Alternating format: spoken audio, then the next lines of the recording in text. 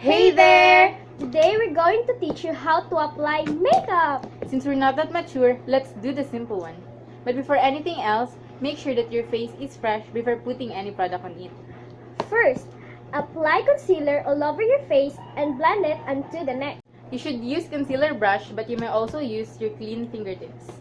Avoid having discolored marks around your face. Apply foundation to the entirety of your face, but keep in mind that your foundation should be the same color as your natural skin tone. With your foundation completed, you may start applying a bit of blush to your cheeks. Apply your brush right here, the round part that forms when you smile. Don't go too heavy with your blush so that you would not look like a clown.